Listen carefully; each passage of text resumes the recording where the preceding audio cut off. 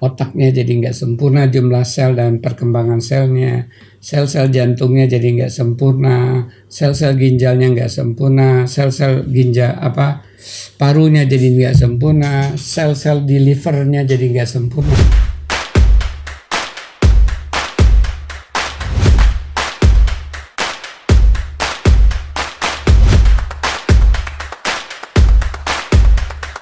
Halo, selamat datang di Lini Podcast. Kembali lagi dengan saya Zafira. Kali ini kita akan berbincang mengenai stunting. Nah, saat ini telah hadir bersama saya Prof. Hardin, Guru Besar Ilmu Gizi FEMA IPB University, Ketua dari Pergizi Pangan Indonesia, dan juga Ketua Umum dari Asosiasi Institusi Pendidikan Tinggi Gizi Indonesia.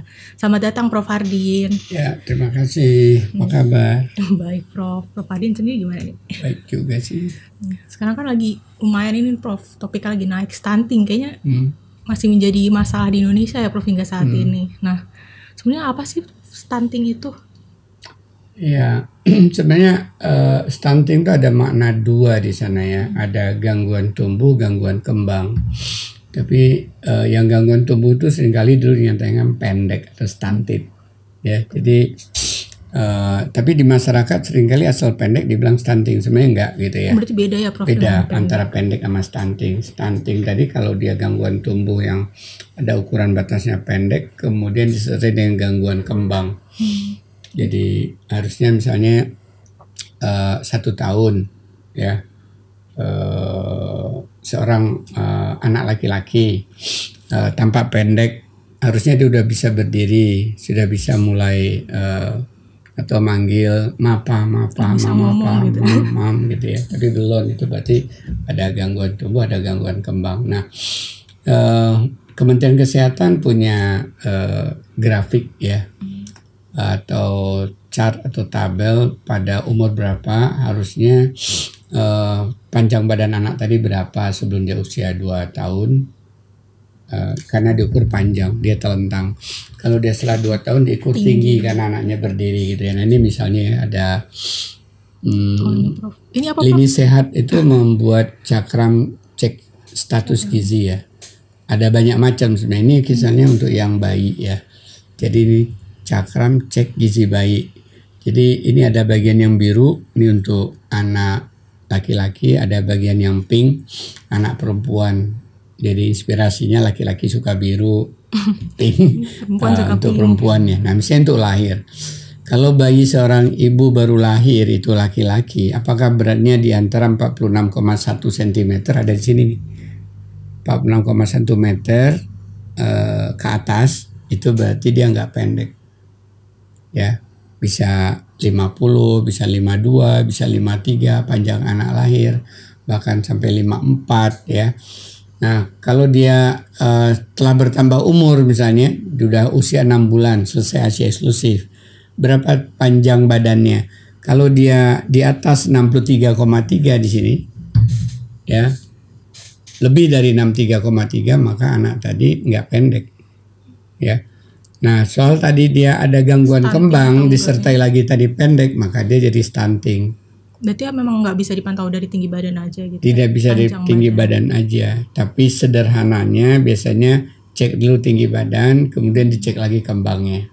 Kalau kebalik gitu Prof misalnya? Ya, karena yang gangguan kembang juga bisa yang tidak pendek kan. Berarti itu nggak termasuk stunting kalau gitu? Iya. Nah, kenapa itu terjadi?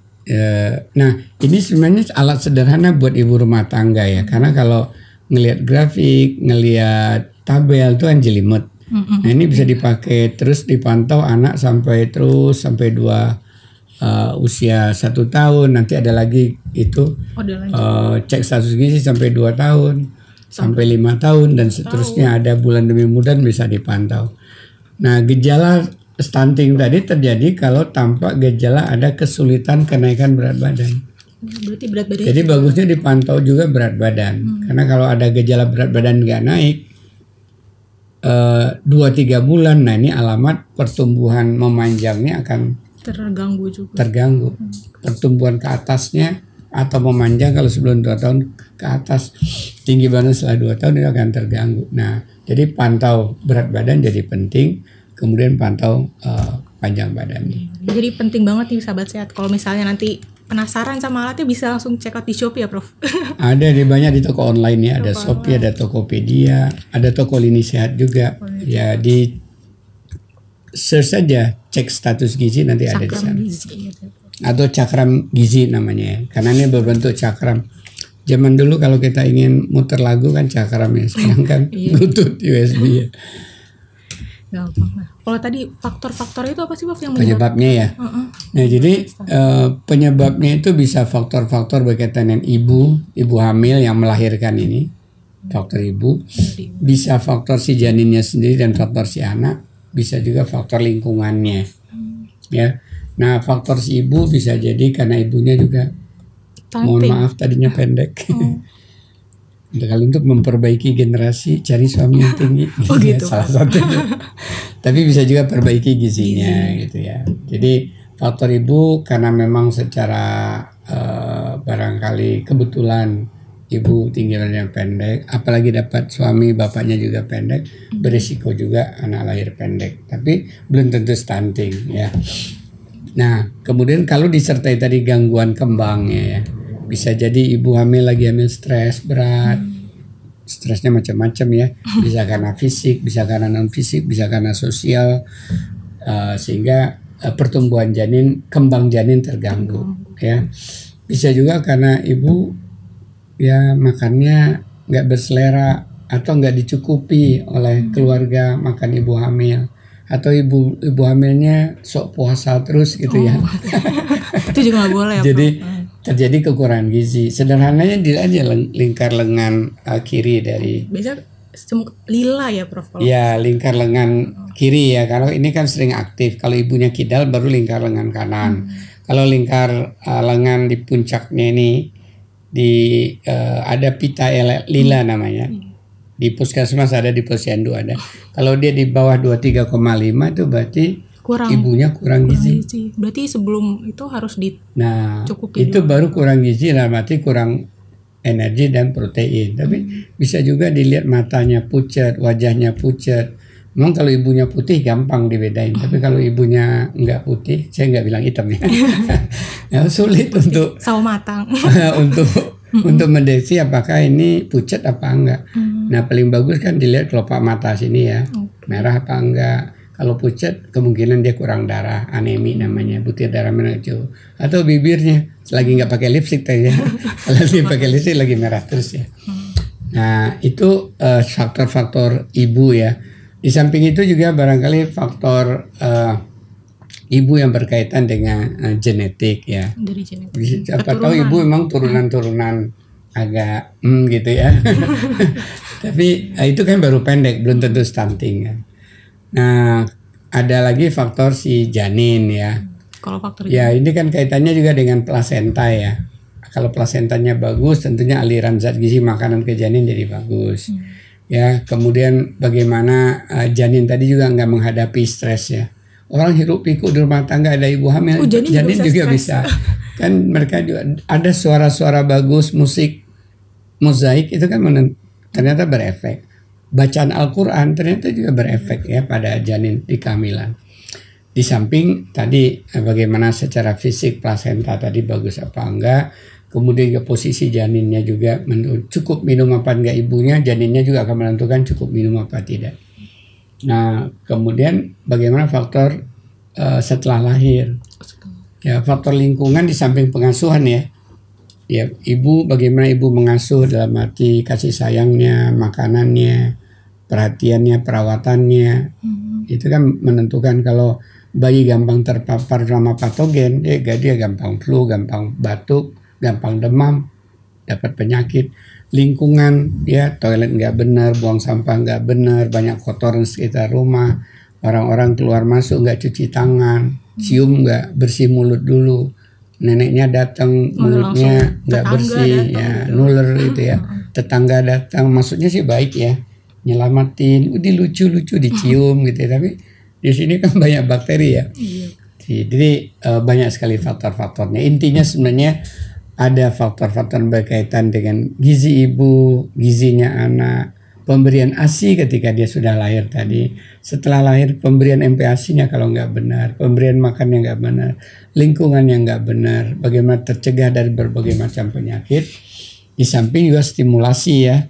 Kalau anak lahir didiemin aja nggak pernah diajak ngobrol, ya itu kembangnya jadi terganggu kan. Gizinya bagus tapi anak sebenarnya sudah bisa berdiri berjalan, tapi karena digendong atau diayunan terus nggak jadi kan, terganggu kembang motoriknya misalnya. Kira begitu faktor-faktornya.